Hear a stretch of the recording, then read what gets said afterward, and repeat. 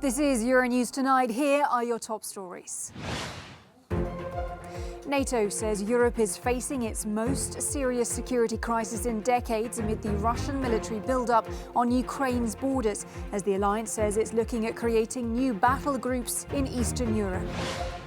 Ukraine's president calls on citizens to celebrate a day of unity as the US warns once again that Russia could still attack.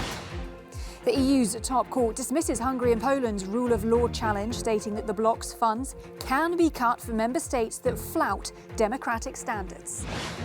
NGOs welcome the verdict, but Warsaw and Budapest slam the EU court's ruling. Here in the Cube, we'll have all the reaction. I'm Helena Humphrey, glad you could join me. NATO defence ministers have met in Brussels amid what Secretary-General Jens Stoltenberg has called the most serious security crisis facing Europe in decades. NATO Secretary-General Jens Stoltenberg again reiterated that the alliance has not seen any signs of de-escalation of Russian troops. That's despite claims to the contrary from Moscow. Stoltenberg says that Russian forces are still standing ready to attack Ukraine. Countries including the US, the UK, Germany and the Netherlands have sent troops to Eastern Europe to shore up NATO defences. In the face of the current threat, the military alliance says it's planning to further strengthen its defences. Therefore, today, ministers decided to develop options for further strengthen NATO's deterrence and defence, including to consider establishing new NATO battle groups in Central and Eastern and Southeastern Europe. And I welcomed the offer by France to lead such a battle group in Romania. Our military commanders will now work on the details and report back within weeks. Meanwhile, Russia has dismissed accusations that they're planning an invasion of Ukraine. Instead, they say that they are pulling back troops from the border. The Kremlin released footage of military vehicles leaving Crimea, which it annexed in 2014. Tanks were also shown returning to their bases in Russia after completing joint drills in Belarus. In Brussels this evening is our correspondent Shona Murray. We can cross over to her now. Shona, good evening to you. NATO has been emphasising that it hasn't seen any signs of de-escalation, also maintaining that NATO is not a threat to Russia. At the same time now also saying that they are weighing sending further battle groups to Eastern Europe. Yeah, that's right. There was a very profound press conference from Jens Stoltenberg, the head of NATO, today after that meeting of NATO defence ministers, saying that there's no evidence on the ground that Russia is de-escalating. In fact, from their position, their intel, Russian troops are moving into place. Jens Stoltenberg said that Russia is now contesting the very basic founding principles of European security and that Russia is willing to intimidate and use force against an independent sovereign country like Ukraine. He said this is the new normal, as you mentioned there. He also then talked about moving battle groups to Europe's eastern flank, in particular, for example, France moving troops in to Romania. The UK has already moved troops to Estonia. The US has moved 1,000 troops to Eastern Europe, and there are 8,500 US troops on high alert in America at the moment. And so it was a strong message, even though we heard there from Jens Stoltenberg saying that there's signs of cautious optimism because Russia says it's going to disengage. But he said the paradox is that's not what they're saying on the ground. Shona, I just want to pick you up on one point that you briefly mentioned there, and that is Jens Stoltenberg saying that this is the new normal in terms of interactions with Russia. Talk to me more about that. Yeah, that's right. As you mentioned there, he said that Russia is now willing to contest sort of basic principles of European security because it's willing to use force and engage in an attack on a territorial integrity of another country by using military force, which is something that he said hasn't been sort of around in such a way, in such a concentrated way since the Cold War, that the number of troops in Europe now, over 130,000 Russian troops built up around Ukraine and, of course, in Belarus, that's the highest concentration since the Cold War. And that is the new normal, particularly when you're sending and considering sending even more battle groups to Eastern Europe, to protect the Eastern European flank.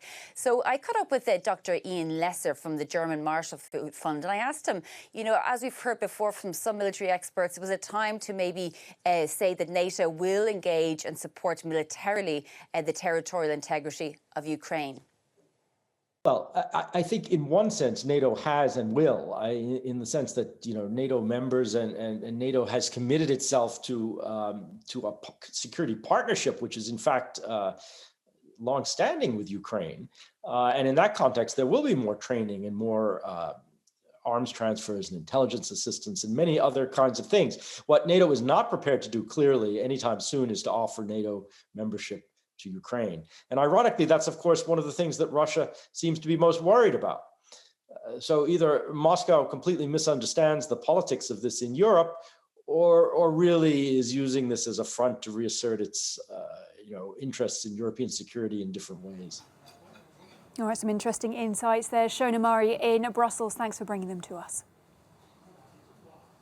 Now, earlier, Ukrainian President Volodymyr Zelensky urged citizens to celebrate a day of unity. And in Kiev for us tonight is our correspondent, Sasha Vakulina. Sasha, an important day there for Ukraine, one that had been marked out potentially as a day when Russia could invade. Instead, President Zelensky urging citizens to celebrate that day of unity. So how has that been playing out? And how are people feeling on this key day?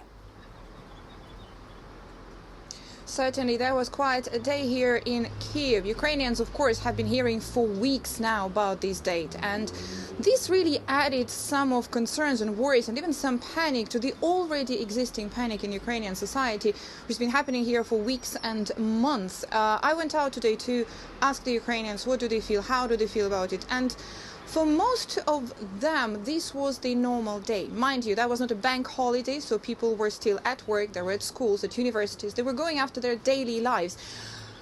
Were they happy that this day didn't materialize, that the threats did not materialize, and they had a calm day? Of course they are, but they also said that they're as stressed as they were because the situation has not improved and there was no de-escalation. Some state enterprises and companies did have special moment at 10 o'clock in the morning with Ukrainian anthem. They were singing and listening to it. That was a nice moment, and the flags were everywhere across Kyiv where I am now. But most of them, after the moment, went to work to carry on their day. And what about then at the level of the authorities? Because we saw President Zelensky out and about today watching a military training exercise in the case of an attack. Do they feel that there is any tangible potential for de-escalation, that that moment is in sight? If there is, it's not yet. President Zelensky said that he does not have any evidence and he does not see any withdrawal of Russian troops from Ukrainian borders. He said that when it happens, not only the authorities, not only the president will see it, but also Ukrainians will. But this moment has not come yet. He said, as for the threat has been here for a while. It did not start yesterday, and this is why it is important to remain calm. According to the latest Ukrainian intelligence report, still there is no withdrawal happening at the Ukraine-Russia border. The situation is as it's been over the past few days, and Ukrainian military also reported that they do see around 140 combined Russian military and pro-Russian separatist troops at the borders. All right, Sasha Vakulina reporting from Kiev. Sasha, thank you. Well, the EU's top court has issued a landmark ruling that says that Brussels can cut funds to countries that violate the bloc's rule of law. The legal challenge was brought by Poland and Hungary, and it was dismissed by the ICJ in its entirety, as Christopher Pitchers reports. The battle between Brussels, Hungary and Poland has recommenced. After nearly a year-long wait, the EU's top court has finally ruled that member states must respect the rule of law if they're to receive European funds. Judges say the so-called rule of law mechanism designed to fight anti-democratic practices is compatible with EU law. The case was brought to the court by Hungary and Poland when it was decided that strict measures to protect the bloc's budget were needed. Now the court has given Brussels reason to act.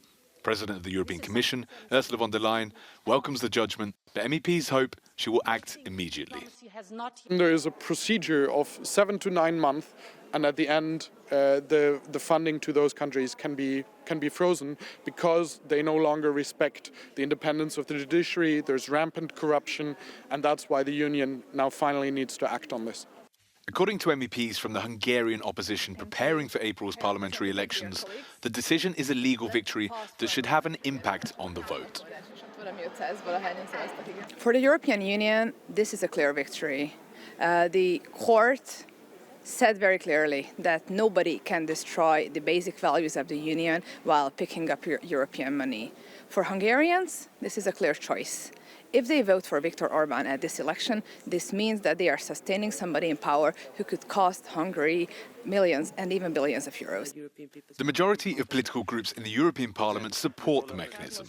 However, there are those who say that it's not fair to use it against the Hungarian and Polish governments and that it is disproportionate. We have many other countries where corruption and breaches of rule of law are much more disturbing, and to use this mechanism against Poland and Hungary is wrong and disproportionate.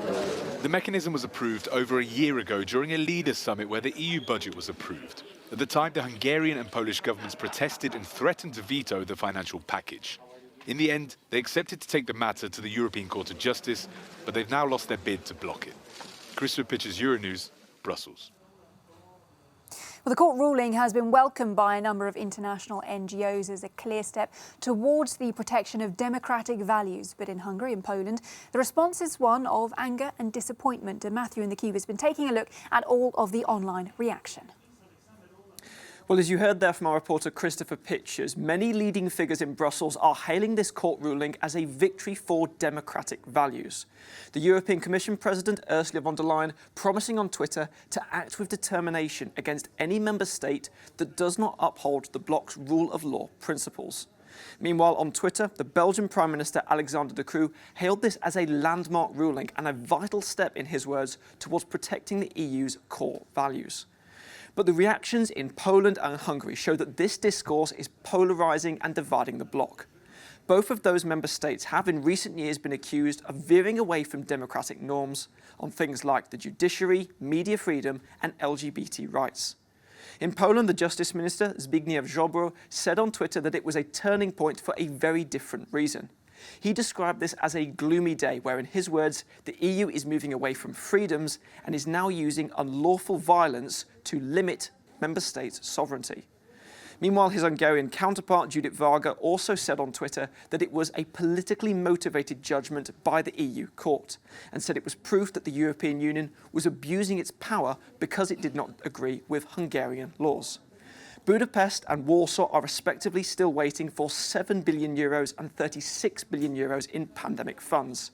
They're going to be waiting a lot longer, it seems. But I think the key point, Helena, as outlined on Twitter by the European Parliament President Roberta Metsola, is the focus is now on the European Commission and whether, as it promises, it will act swiftly to withhold funds from any EU member states that do not uphold the bloc's values.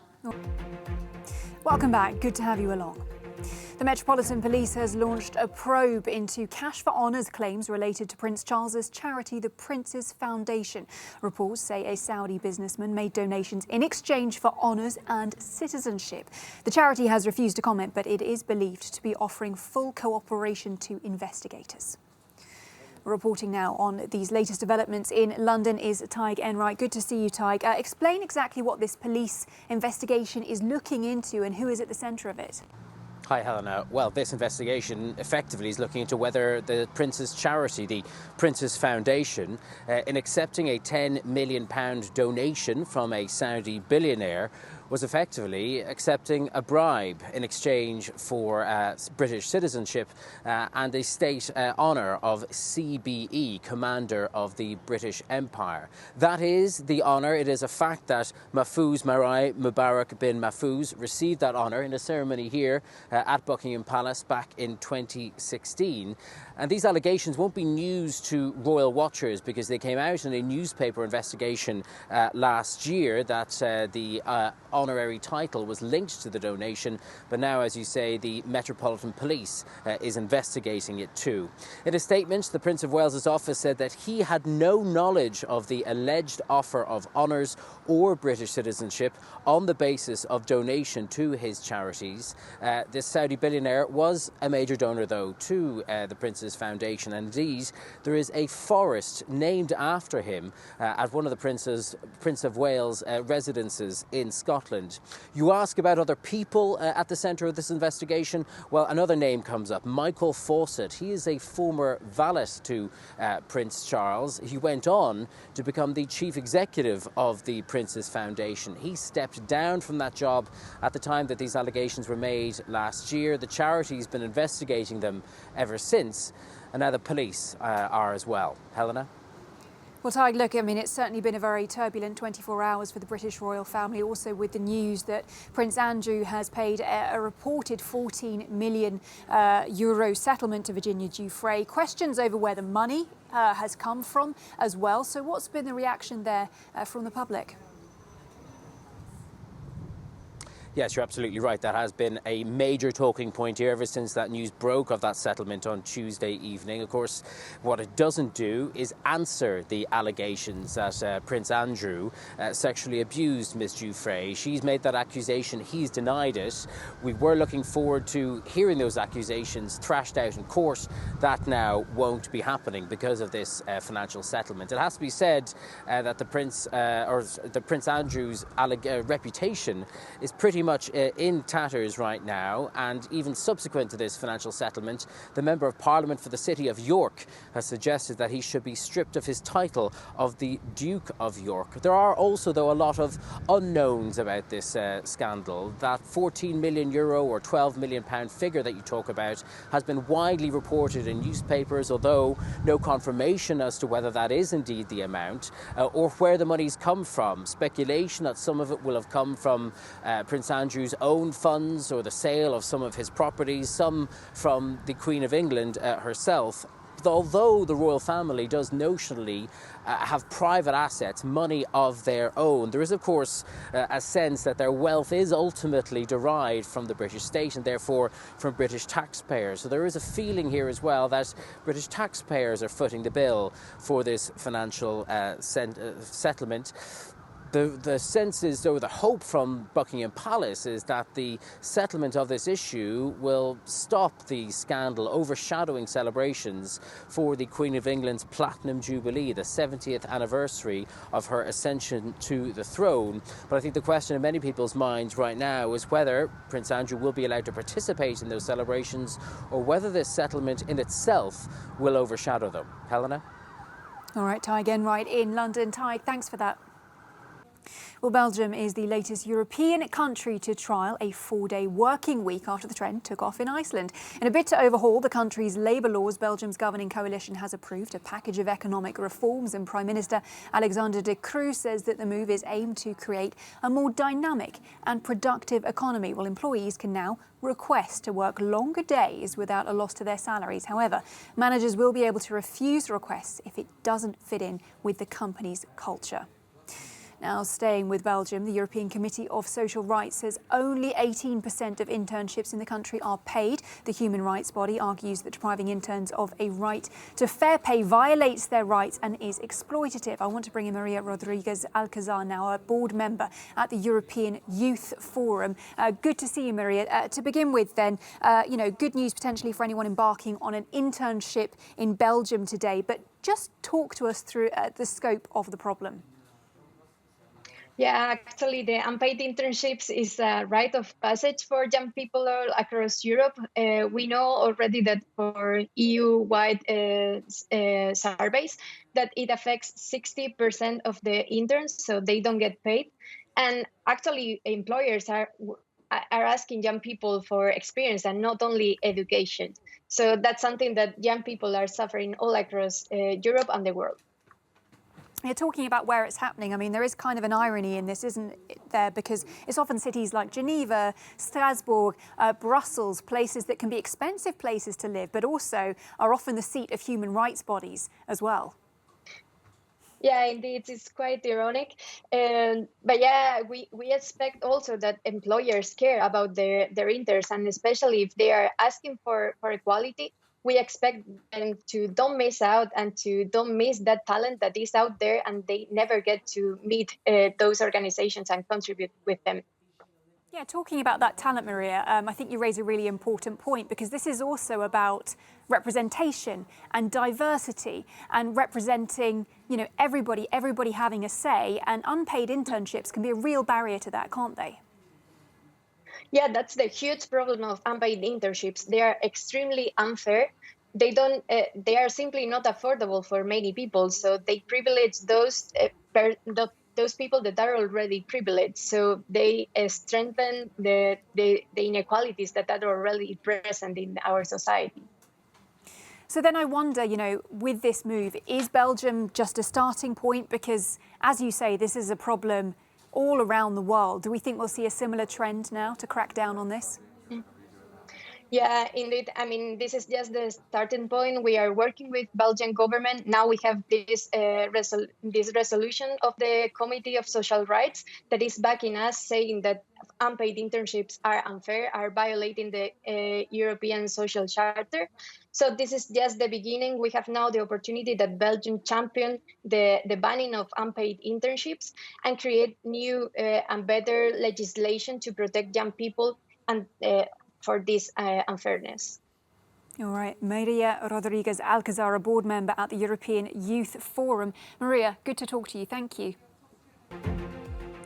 France's Senate has voted to return works of art that the Nazis stole from Jews during World War II. The 15 pieces of art that were being held in public collections will now be given to the heirs of their original owners. Mark Armstrong reports.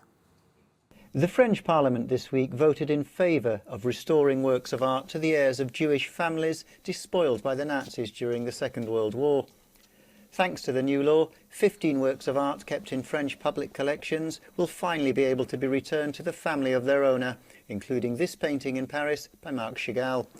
It was found by a Canadian who specialises in tracking down works of art and other objects looted by the Nazis. After years of investigation, he was able to prove that it had indeed been stolen. We accessed some information from Poland. We understood that there was a possibility that Mr. Sender had been despoiled. You have a hunch, you have an idea, you have a theory, and those clues allowed us to reunite him with the rest of his family. The painting was originally bought by David Sander, a Polish Jewish musician. Driven out of his apartment by the Nazis, he ended up in a Jewish ghetto before being deported to Auschwitz in 1942, where his wife and 2-year-old daughter were murdered.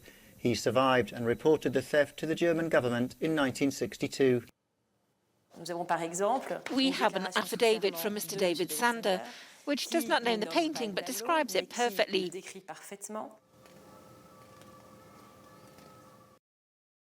The theft was soon perfectly established and recognised, notably by the German courts, but also by the French government after our claim. The French government will return the painting to the 5 grandnephews and nieces of David Sander, who died in 1966. The return of this painting to the heirs does justice to David, the paintings, and those who remain alive in this family. After the war, the painting was taken from Poland and eventually bought by the artist himself and given to the Boberg Museum. Well, we leave you with a no comment from Turkey, where locals and tourists are taking in the beauty of the frozen Lake Sildir aboard horse-drawn sleighs. Thanks for watching Euronews Tonight.